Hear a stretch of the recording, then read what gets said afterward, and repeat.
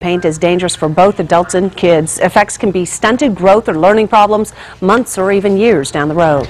Each year, thousands of kids are diagnosed with ADD or ADHD, and many parents make the tough decision to put them on medication to try and control their behavior. But what if there was something else that could be done, some way to actually exercise the brain to think differently and help a youngster develop attention skills that could last a lifetime? In tonight's 11 for Health, Kimberly Price takes a look at a unique approach One Springs company is taking to help children overcome their learning disabilities. Learning RX is not a tutoring service, it's a place to retrain your brain, and for many kids with ADD, they're off their medication in less than 6 months.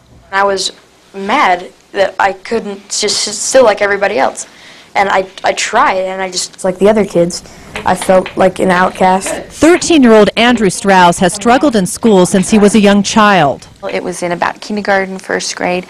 Could not sit still, could not stay focused. A classic sign of attention deficit disorder. Cindy Foreman saw similar symptoms with her son Thomas. If a fan came on, he was always, oh, what's that, and not really paying attention to what the teacher was doing.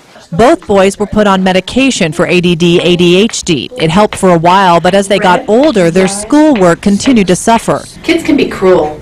Did anyone make fun of you? Yes.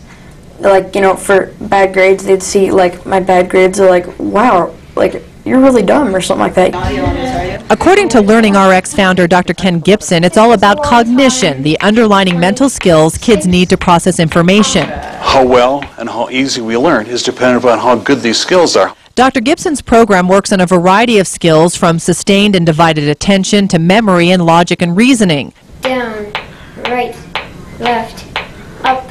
Through simple yet challenging exercises, something amazing happens. The brain changes. 1, 2.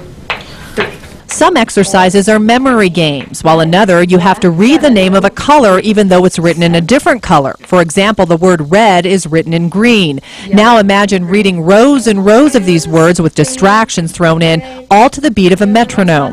Once upon a time, there's a boy named Thomas.